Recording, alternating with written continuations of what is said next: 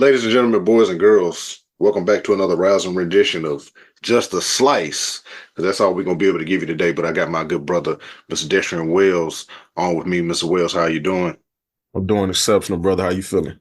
Hey, I'm feeling great. I'm ready to kind of kind of prep some toast uh for a later episode where we definitely get the whole crew on. But the topic of corporate survival skills came up, and it obviously it's one of the classes that we took at Mother Tuskegee, um, and the framework of this question is some of the methods of being able to survive in corporate from when we first graduated in the, I guess that would be considered the early 2000s, and entered the corporate workforce. Whether some of those things still apply, what has evolved, and what skills have we had to acquire and or evolve to be able to to survive currently in corporate, because obviously the whole entire landscape has shifted and changed and evolved, and gone through many phases and transitions. We've talked about that on many other episodes, but in true BREADren fashion, I want to give a toast to a wonderful conversation Yep. being had and gems being dropped and crumbs being able to suffice for those who need them. Yes, sir. But yeah, corporate survival skills. Shout out to the class. Shout out to Miss Lanier. One of the things that helped spark this conversation too was once the you were talking, and the class literally popped in my head. And one of the things that I vividly remember about that class was there was an entire portion where uh Miss Lanier was like taught us how to, eat at a table. Like, it was etiquette. There was an etiquette portion. Um and obviously, during that time, a lot of us were going on different interviews, and then once you got into the workforce, you were at dinners, and so having some kind of knowledge of the etiquette, does come in handy. Not to drink too much, not to eat your food too fast, that kind of thing. Just having a general etiquette to be in those rooms. Um, but specifically, that may not necessarily be the case today, because a lot of work has moved to the virtual space, and there's just a lot of Zoom meetings, and it's not that many more, dinners and sit down interview, like things like that. Is very much more filled with technology. But that was kind of the framework of it. And I'm gonna definitely throw it to you, because you were the one that initially sparked this conversation too. But in terms of corporate survival skills, just give your rundown on it. Yeah. So, in general, I think obviously the things that we were being trained on and exposed to at Tuskegee, especially via Dr. Lanier, with Mr. Lanier, Dr. C, Mr. Freeman, those professors, they taught you to be a professional. Basically, here's how you Mm-hmm. conduct yourself in a professional setting, because for all intents and purposes, everyone doesn't obviously come from the same background. They don't have the same level of exposure. So Mm-hmm. this was a way to create a baseline. And it was also a way for the university to put something in place that you have a certain type of student, a certain brand of student. If you get a Tuskegee engineer, you're getting an exceptional student. If you're getting a Tuskegee business major, you're getting a person that understands professional dress. They know to be early is to be on time. But then the etiquette that comes along with it is the coof, or the decorum, so to speak, how to conduct yourself and move about rooms, right? Mm-hmm. And I think one of the major things that we were exposed to were things like fine dining. And I think you were mentioning it. How do you go through the courses of a meal, which fork to use, this, that, and the third? And those things aren't intuitive as simple as it sounds. Something as simple as that in the early 2000s would cost you the opportunity to have a job. Mm-hmm. Right? And so you mentioned consumption. So, if the whole idea, if it's free, is for me, to a college student who's just been legal age to drink, I mean, Mm-hmm. there's no telling when the brakes are going to get put on. So And having oftentimes not even knowing that is a thing situation is a test too.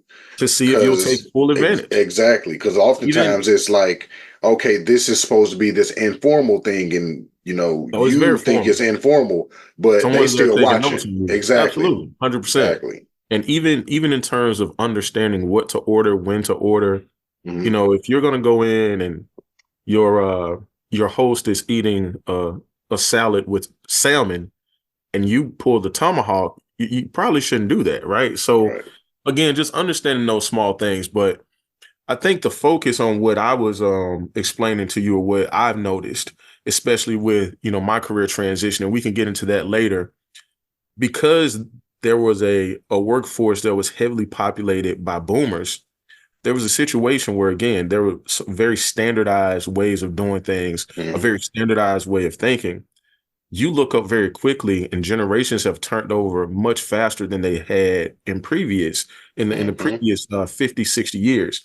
So now you have kids that are likely working at the same companies as their parents. So you have a Mm-hmm. multi-generational workforce. You're also Now, running into a lot of executives and C suites and VPs that are in the same age bracket as us. absolutely, because you got to remember, one of the greatest benefits out of a recession is typically the number of new millionaires that will be created.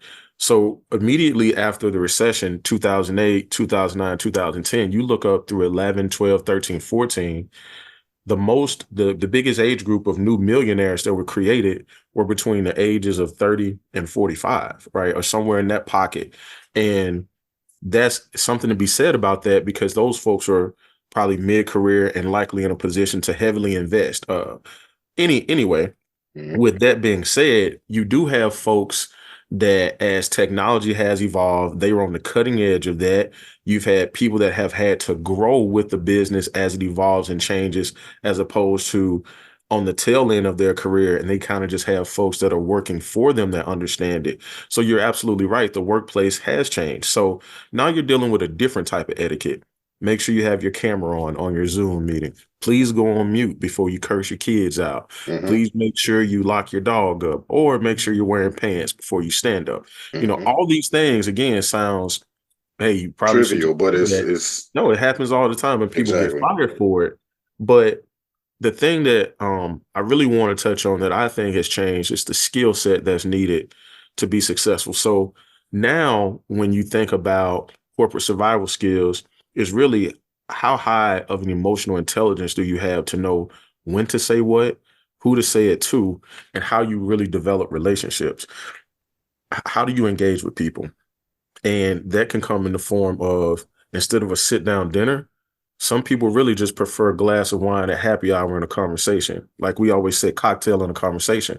A lot Mhm. of deals are now done sitting at the bar stool or sitting at a table, just a round table over cocktails, and we can get straight to it. People are purchasing entire businesses digitally online during virtual meetings to drive down cost. If you Mhm. think about just the way we do business, in early 2000s, you would have had to walk into a bank to make a deposit. Now there's completely online banking where you don't have to have a bank with brick and mortar at all, and you get all the services that you would otherwise have received. Now, Indeed. now again, skills and things that you need to equip yourself with. For a long time, I ran from learning how to play golf. Now you can catch me on the golf course maybe once or twice a month with, any number of executives or board members or what have you, Mhm. because that's where they go to have their conversation. So you have to play in traffic, right? So if you want to quote unquote climb the corporate ladder, which is something that you don't really hear this generation talk about anymore, because they're concerned with different things. And you know They what's real quick? I had to cut you off, but Sure. you bringing up golf is one of those things where I've identified that as something that is never going to leave the corporate the landscape period. That's never going to leave from there. Like that has been consistent since it's since that and just golf, certain social outings, but golf yes, specifically is never going to go away. golf Those is meetings are going to have somebody put up a clip of Jay-Z. I think it was a comedian Godfrey. He put up a clip of Jay-Z and said Jay-Z had joined a walking club. And people probably gonna have yeah. whatever about it. It's like you got boxing clubs, running clubs, cycling clubs, and all this stuff. And he said, but look who he walking with. And he was like, Mhm. everybody that he was walking with was billionaires. Right. He's playing in traffic. Yeah, You and gotta, you golf. gotta. Golf it's is a where they lane that you traffic in. play in.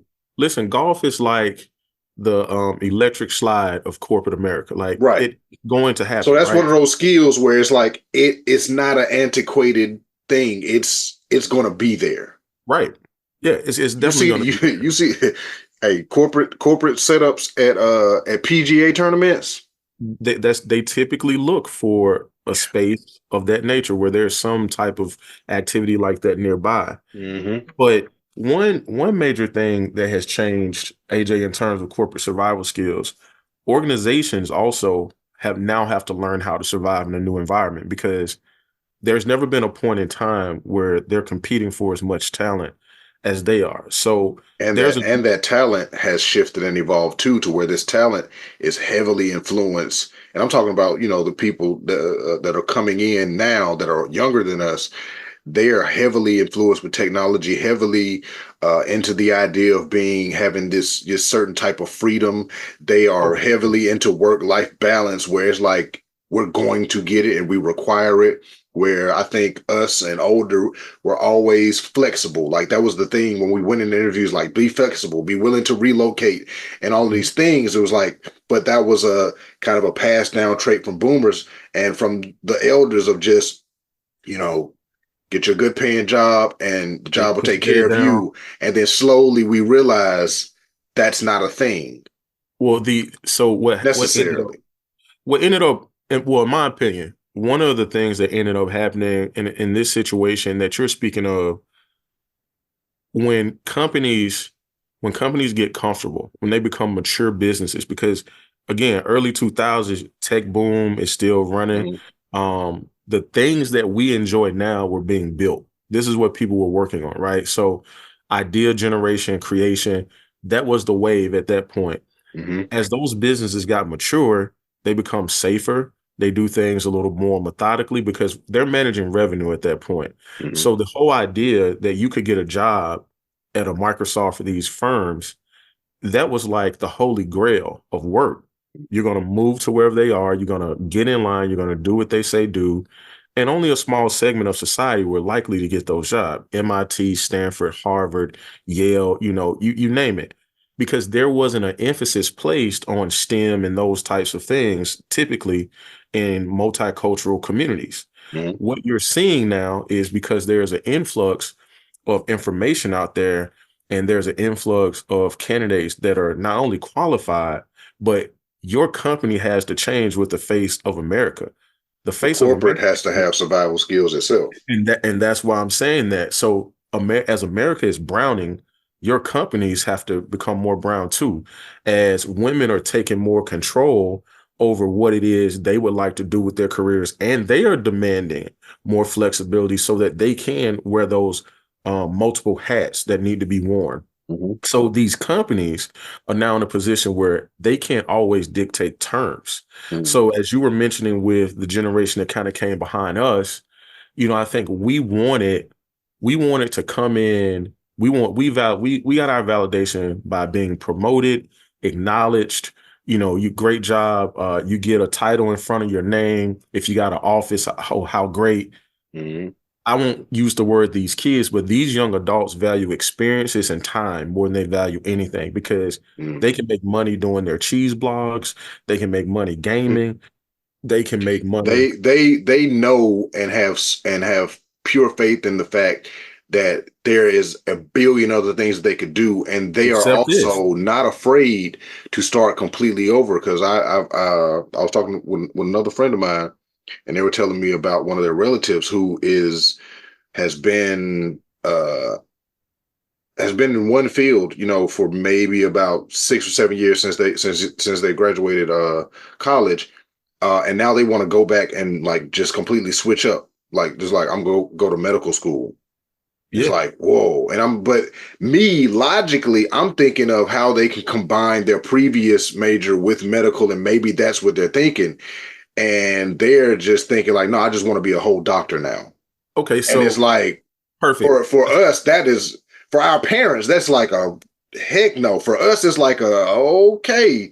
For them, it's like they ready to jump. They don't necessarily have that fear that I think was No, probably it, instilled in us. it definitely was. And again, I go back to the fact that the corporate structure at that time told you that you got to have this, how you got to get this job so you can make sure your credit is together so that you can buy your home, so Hmm. that you can get married by age X, and you're gonna start having children by age X.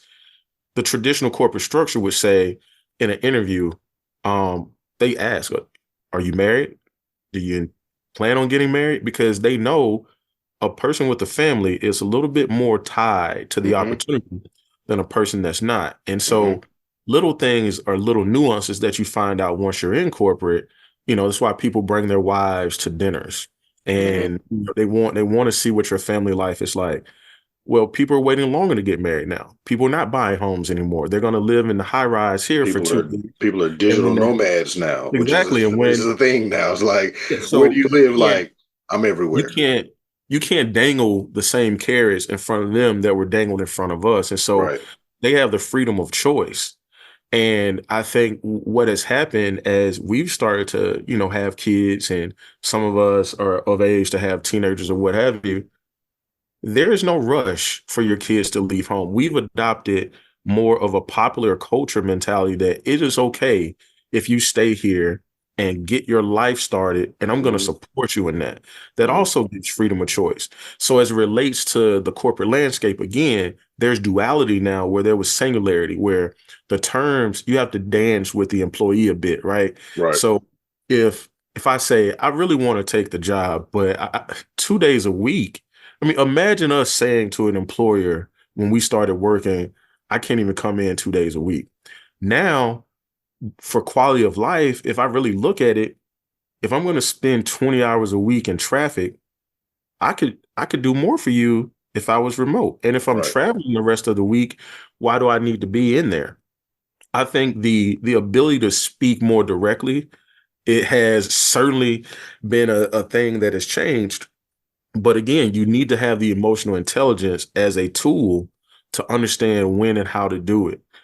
I also see, especially like we were talking a little bit about my transition earlier, as I'm looking at other opportunities, I'm noticing how I have picked up some of those characteristics and traits Hmm. from, my younger career professionals. Whereas I'm looking at new opportunities, I am highly selective, where it may look good on paper, but from a work-life balance standpoint, what I need to do for my family, my kids, Right. to sustain, the level of happiness that we have, Right. I'm probably not willing to make certain concessions at this point. You're And that's figuring it. You like it's like we had to figure out that it's okay to put right, ourselves and our family first, right. whereas they already know that. They Yeah. instinctively know, like, oh, I'm not about to stress. But it like we inherit things from our parents and all of this stuff, and it's like they saw their parents just like, okay, like, oh no, I'm not gonna work myself to death. I can Well, go, like you said, I can go start a blog. I can do anything. Like being an influencer, and I'm not knocking nobody. It's like that is an right. actual profession. A Good digital job. nomad is an actual thing. There are countries around the world giving out digital visas for people who are able to work remote. If you go on LinkedIn and Indeed, everything got hybrid on it now. Like Yeah. like you said, there's a huge duality now with companies that we didn't have. And like, so, pre-COVID, a remote job it really wasn't a thing. It was like, you might have found some hybrid jobs. And like, if you knew people that had a hybrid job, you was like, oh, you living the life. You only go into the office 3 days a week and get to work from home twice. Oh man, you Right. living. But then Right. COVID happened, and unless you was essential, everybody was at the house. And And whoever was still working, you like, oh, okay, that's the job. And then now the company, we saw the whole landscape shift where companies were threatening people like come back or get fired, or yeah. companies were bending and saying, okay, we'll let you, do half and half. And then some companies like, screw it, we can save money on the real estate bill, close all of the offices, and y'all are remote now. And so Well, now, so from that perspective, is that's where politics comes into play as well, though, because those buildings that those cities have given tax breaks to those companies for, hmm. they want you in that office so that they can hit you with that wage tax. Hmm. And so companies have to balance, all right, well, what is it going to cost us in terms of the relationship equity with the city or our employees? Or you're So gonna they have to might buy have to some just stroke, pretty big mailboxes. they're going to have to stroke that, they're going to have to stroke that check Hmm. because you need to retain your top talent. And that's another thing. Like when we're talking about corporate survival skills, I am watching this generation. They are operating as the CEOs of their own companies and brands now. So before they're starting businesses while they're in college and they're keeping it Hmm. going. So even when they go to work, when they get off, they're not doing a hustle. They're running legit companies. They're continuing something that's been going. And so if for any reason they're dissatisfied with They out. they're out there. If they're dissatisfied with the treatment, the culture, the opportunity at your organization, they just go and continue on their own. And I think I was very fortunate to have entrepreneurial people around me, such as yourself and others. And so when I graduated, I immediately started the consulting business because it directly coincided with the skills that I was learning every day in my job. And so if something were to happen to me, I didn't want to go start a business because something happened to me. Hmm. So how long have you been doing this, sir? 2 months. No, at this point, I've been doing it for 18 years. So I had some flexibility behind me. But They're giving themselves. It's crazy because they're giving themselves experience yes, like yeah, beforehand, because that was one of the things that a lot of us encountered too, was companies wanted you so don't much have any experience. It's experience. like, well, I've been in college, so what you want to do? They're Right. like, oh yeah, I got experience being a manager. I've been managing my own company since high school. Yeah, And my revenue, for and us, you have stats. You say, yeah, I've had for this many downloads, I've sold this many units, I mhm. invested X, my return on investment is this. For That's us, the for us and our parents and before, it was always considered. Remember, it was always going, oh, you took the leap, like this huge leap of faith. And for them, it's like jumping from puddle to puddle. It's fun. exactly. It's like they're not afraid. And that's one of the things that I truly do admire about the younger generation is they don't have that instilled fear, are the vast majority of the ones that I encounter, especially like my niece that's finishing up high school, and then the different college age kids that I still interact with, that I see at at Tuskegee, when like Dr. C or somebody calls us to speak to them or something like that. And I'm just like, oh man, like how many of y'all own a business? And everybody raised their hand. Like, Yeah. we were figuring it out. And like you said, I think we always had it. It was a hustle because most of us were doing it so that we wouldn't be broke.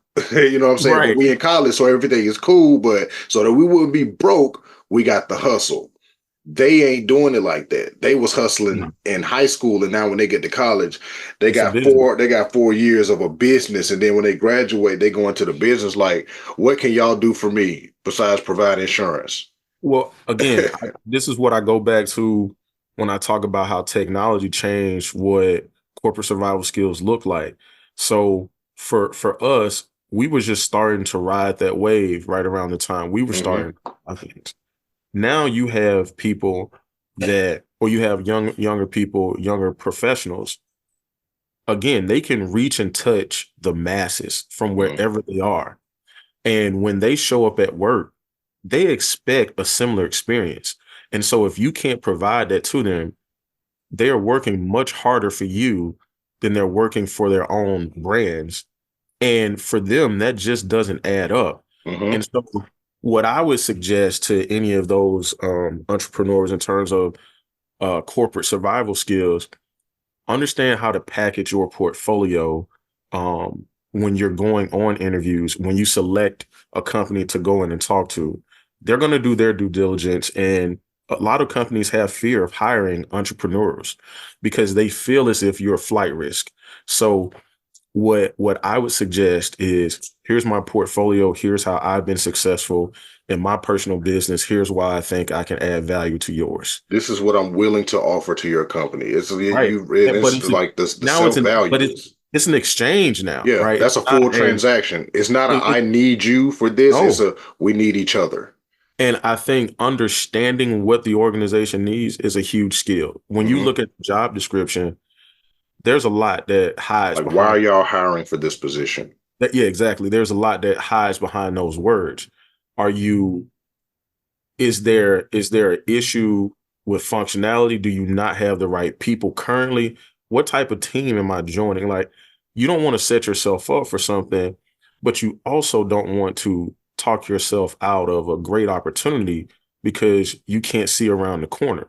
And I know Because, I know you got to hop in a little bit, but you bring up a great sure, point. And I think those questions we would consider those very bold questions and crazy right. questions to ask This when is we first standard. hopped in the Yeah. job market. Like, oh no, I ain't finna ask that, not them kind of questions. That mm-mm. Mhm. Now, those are the questions you really gotta ask. You have Like, to hey, you why have is to this interview. position open? Did the person just get old, or you know what? The last person, what they do wrong? Like, really asking journalistic questions to find out what you're getting yourself into, and just having that value.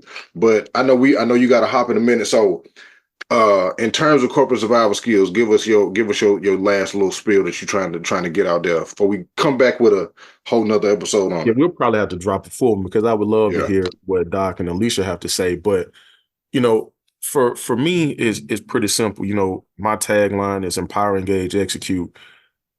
I think that you need to understand what it is you want to wake up every day and do. And then you choose something that helps you do that. But tell people, here's what I do, here's how I do it.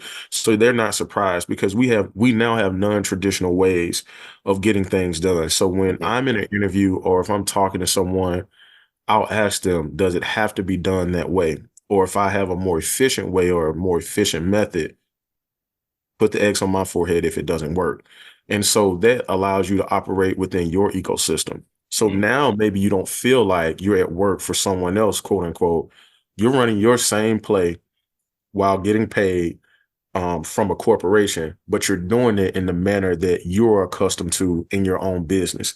The second thing, AJ, is I would start really looking at all things fintech, regardless of what sector of the of or industry you're in. Financial access and information, financial access, information, and technology have to collide. And so as you see the world start to speed up, you're starting to see most organizations have some type of banking function. You got Apple Pay, you got Google Pay. All these tech companies are starting to get into the pay space. At some point, financial literacy and education has to come behind that. Even when you look at medical device sales, they're starting to get into a fintech space where these devices have network portals set up and things like that. So educate yourself on, what's happening in trends. That is a big survival skill where we fall short is we're not following trends outside of the sectors that we're in or the things that we naturally do. And then I would just say where when we first started, you needed to be a specialist. What do you specialize in? Today, that's great, but you still need to have the ability to go wider as well. So you need to be able to also be a generalist where you can fill the gaps across the board because you're going to need to understand holistically how things work. So if you're running your own company like a CEO, you understand every function of that company that makes those jobs work. So if you had to hire, you would know exactly what type of person and what type of skills they would need. When you go to your office, do the same thing. So if something should happen, you're so malleable and you're so flexible.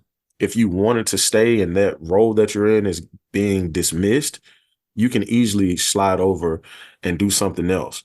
And I know I said three, but the last thing is I would encourage you to continue to be bold because actually in this climate, in this environment, that's what employers are looking for. They're looking for people that are willing to stand up, say what they believe with conviction. And as opposed to us, we should be quiet. We should be seen and not heard. They want to hear what you have to say because that's how we now identify people that are willing to lead. Notice I didn't say manage, lead. And that's another survival skill. Focus on learning how to lead, not just manage. Most people are willing to manage their own day, but can you clear the path for me to be a better version of myself? So those are the things that I see, but we can certainly dive deeper into this topic and make it a full-blown episode, but that's just a slice. No, no, we definitely gonna run this back. as soon as these schedules line up again. Shout out to our illustrious co-host, Miss Alicia Brandon of HBCUPets.com, and safe travels to her. And shout out to Dr. John Mullovin, PhD, CFP of Lovin Consulting. And we always got a shout out um, to Castell Vodka. Go to your local watering hole and ask for it. Kastell Castell Vodka. It's a frosted red bottle, one of the most beautiful ones that you'll ever see. And we want to shout them out for being a sponsor of the BREADren podcast and this episode of Just a Slice. So we'll finish it by saying, don't be afraid to ask the questions and pay attention. And y'all come get the loaf when we drop it. Peace.